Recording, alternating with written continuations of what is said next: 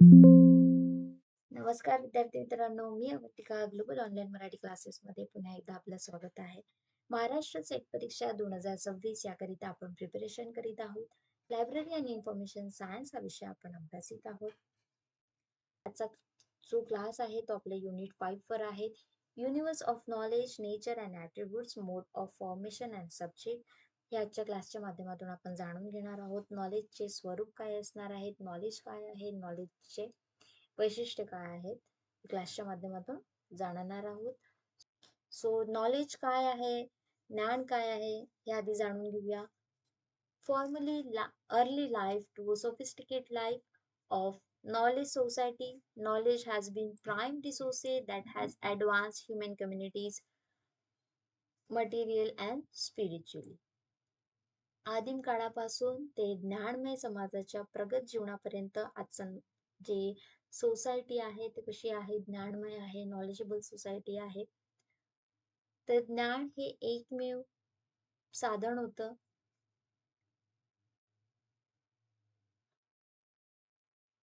ज्यात मानवी दृष्ट्या, भौतिक आणि आध्यात्मिक दृष्ट्या ते प्रगत केलेलं आहे. Knowledge is the power which comprise of many field and subfield known as subject which are interlocking and interlinking. ज्ञान ही एक अशी शक्ती आहे जी विषय म्हणून ओळखल्या जाणाऱ्या अनेक क्षेत्राशी आणि त्याच्या उपक्षेत्रांनी बनलेली आहे, जी एकमेकांशी जोडलेली आहे आणि निगडित आहे. इंटरलॉकिंग प्लस इंटरलिंकिंग लिंकिंग असं हे नॉलेज आहे. The universe of knowledge is infinite, dynamic and continuous expanding. ज्ञानाचे हे विश्व जे आहे ते अनंत आहे, गतिशील आहे आणि सतत विस्तारलेले आहे, सतत वाढत जाणारे आहे. The structure of the subject is never completed or closed, and its very aspect remain always open by offering new problem for further study or research. ज्ञान जे आहे किंवा कुठल्याही विषयाची रचना जी आहे ती कधीही पूर्ण होत नाही, कधीही बंद होत नाही. इट्स नेवर कम्प्लिटेड और नेवर क्लोज. का कम्प्लीट होत नाही किंवा बंद होत नाही, तर त्याचा पैलू प्रत्येक पुढील अभ्यास किंवा त्याची जी संशोधनासाठी नवीन समस्या सादर करणे करीत असते आणि त्यामुळे सब्जेक्ट जे आहे ते ऑलवेज ओपन असतात. कुठलीही गोष्ट जी आहे ती घडली असेल तर ती क्लोज होत नाही. गोष्ट म्हणा किंवा सब्जेक्ट म्हणा, लाईक हिस्ट्री आपण म्हटलंय तर हिस्ट्री हा सब्जेक्ट असेल तर तो त्याला मध्येच कुठेतरी क्लोज करता येणार नाही. का करता येणार नाही, कारण की आता जी गोष्ट हिस्ट्रीमध्ये प्रेझेंट आहे ती गोष्ट म्हणण्यापेक्षा नॉलेज जे तिथे आहे त्या नॉलेजवर काहीतरी क्वेश्चन मार्क्स आलेला असेल, काहीतरी नवीन समस्या जी आहे ती त्या बुकमध्ये किंवा त्या सब्जेक्टमध्ये क्रिएट झालेली असेल आणि त्याला सॉल्व्ह करण्यासाठी सोल्युशन म्हणून एक नेक्स्ट चॅप्टर येईल. त्या चॅप्टरवर सुद्धा काही प्रॉब्लेम्स येतील, काही न्यू प्रॉब्लेम्स येतील, काही क्वेश्चन्स येतील, त्याला सॉल्व्ह करण्यासाठी परत एक चॅप्टर. मीन्स इन्फॉर्मेशन जी आहे, नॉलेज जे आहे ते कसं होणार आहे, एक्सपॅन्ड होणार आहे, कंटिन्युअसली सतत वाढत जाणारे आहे. म्हणून जे अभ्यासाचे घटक आहे ते ऑलवेज ओपन असतात, नेहमीच खुले असतात. Okay. So definition of knowledge, ज्ञानाची व्याख्या काय आहे.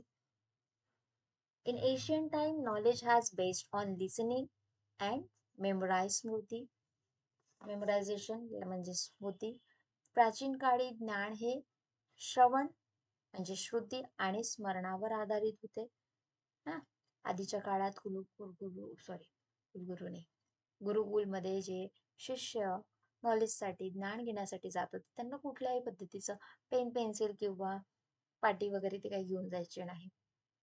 आधीचं ज्ञान हे फक्त ओरली द्यायचं, मौखिक स्वरूपात होतं आणि शिष्य जे आहे ते फक्त ऐकून श्रवण करत होते. श्रवण करून ते ज्ञान आत्मसात करत होते, त्याला स्मरण करत होते. But nowadays knowledge is available in both print and non-printed form, which are increasing the number, size and forms. परंतु आजचे जे ज्ञान आहे, आजच्या काळातील जे ज्ञान आहे, हे मुद्रित आणि अमुद्रित अशा दोन्ही स्वरूपात उपलब्ध आहे आणि त्या ज्ञानाच्या स्वरूपाची संख्या जी आहे ती वाढत चाललेली आहे, तिची व्याप्ती सुद्धा वाढत आहे, विविधता सुद्धा सातत्याने वाढत आहे. In present scenario, knowledge organization has become a complex problem due to multifaceted expansion of knowledge, it publishing and recording it into many forms. ज्ञान जे आहे, सध्याच्या स्थितीचं ज्ञान जे आहे, ज्ञानाचा झालेला बहुआयामी विस्तार, त्याचे प्रकाशन हे विविध माध्यमाद्वारे होत असते. मुद्रण किंवा जतन या कारणामुळे काय झालेलं आहे, नॉलेज ऑर्गनायझेशन, नॉलेज संघटन ही एक गुंतागुंतीची कॉम्प्लेक्स प्रॉब्लेम जी आहे ती निर्माण झालेली आहे. टू सॉल्व्ह दिस प्रॉब्लेम, या समस्याला सोडवण्यासाठी need to the knowledge organisation, या समस्येला सोडवण्यासाठी ज्ञान संघटनाची नितांत गरज भासू लागलेली आहे. There is no universally expected definition of knowledge, ज्ञानाची अशी कोणतीही एकच किंवा सर्वसामान्य व्याख्या उपलब्ध नाही आहे. प्रत्येक स्कॉलरने, many scholar has given their own definition which is suit their line of study. प्रत्येक विद्वानांनी आपल्या अभ्यास क्षेत्राला शोभेल अशी स्वतःची व्याख्या मांडली आहे. ती व्याख्या आपण बघूया. अकॉर्डिंग टू एल्विन टॉफलर यांनी काय म्हटलेलं आहे, यांच्या मते काय नॉलेज काय आहे ते बघून घेऊया. So knowledge included data, information, image and imagery as well as attitude, value and other symbolic product of society, whether true, approximate or even false. ज्ञान काय आहे, ज्ञानामध्ये आकडेवारी, माहिती, प्रतिमा, दृश्य स्वरूपे तसेच दृष्टिकोन, मूल्य आणि समाजाची इतर प्रतिकात्मक उत्पादने आहे. मग ती जी उत्पादक आहे ती सत्यही असू शकते, वेदर इज ट्रू, अप्रॉक्सिमेट अंदाजित असू शकते किंवा ती असत्य सुद्धा असू शकते. या सगळ्या गोष्टीचा समावेश त्यांनी आपल्या व्याख्येत केलेला आहे. नेक्स्ट डेफिनेशन आहे अकॉर्डिंग टू प्रोफेसर रुसेल यांच्या मते नॉलेज काय आहे. So knowledge is what eliminate the human mind, जे मानवी मनाला प्रकाशित करते. नेक्स्ट आहे विलियम जेम्स यांच्या मते knowledge is another name of practical attainment and success. Knowledge काय आहे, हे व्यावहारिक साध्य आणि यशाचे दुसरे नाव आहे असे त्यांनी म्हटलेलं आहे. डेफिनेशन जे आहे ते तुम्ही लर्न करून घ्या, जेणेकरून परीक्षेत जर तुम्हाला डेफिनेशन दिली असेल आणि ही डेफिनेशन कोणाची आहे तुम्हाला रिकॉग्नाइज करायची असेल, ओळखायची असेल, तर तुम्हाला ऑप्शन मधनं करेक्ट ऑप्शन जे आहे, करेक्ट आन्सर जे आहे ते ओळखता आलं पाहिजे. ओके, किंवा तुम्हाला ऑथर दिलेलं असेल आणि त्यांची डेफिनेशन कुठली आहे ते ओळखायचं असेल तर तुम्हाला डेफिनेशन सुद्धा लर्न असायला पाहिजे. ओके, नेक्स्ट आहे नेचर ऑफ नॉलेज. ज्ञानाचे स्वरूप काय आहे, ज्ञान कोणत्या स्वरूपाचं असतं. The nature of knowledge can be in many form, whether written और अनरिटन. ज्ञान हे कोणत्याही प्रकारचं असू शकते, मग ते लिखित स्वरूपात असू शकते वा अलिखित. कम्युनिकेबल और नॉन कम्युनिकेबल. ज्ञान हे संप्रेक्षीय व असंप्रेक्षीय असू शकते. स्पीकेबल और अनस्पीकेबल. ज्ञान हे व्यक्त करण्यायोग्य किंवा अव्यक्त असू शकतं. युजफुल और अनहेल्पफुल. ज्ञान हे उपयुक्त किंवा अनुपयुक्त असू शकतं. ज्ञानाचा कुठलाही प्रकार नाही, ज्ञान हे कुठल्याही प्रकारात असू शकतं, पण त्याला एक स्पेशल असं स्ट्रक्चर नाही आहे. So knowledge is a basis of human world and it's nature keep on changing. ज्ञान जे आहे हे मानवी विश्वाचा आधार आहे आणि त्याचे स्वरूप जे आहे, त्याचे नेचर जे आहे ते सतत चेंज होत असतात, सतत बदलत असतात. For example, it change from oral to written. आधीचं ज्ञान जे होतं ते कसं होतं, ओरल होतं. आताचं ज्ञान जे आहे, त्यानंतरचं ज्ञान जे आहे ते रिटन झालेलं आहे. मीन्स मौखिक स्वरूपाकडून लिखित स्वरूपात आलंय. Then return to digital form, लिखित स्वरूपाकडून डिजिटल फॉर्म मध्ये आलेला आहे. आणि digital to wave, like through a radio, mobile phone और एक्सेट्रा और एनी अदर फॉर्म्स.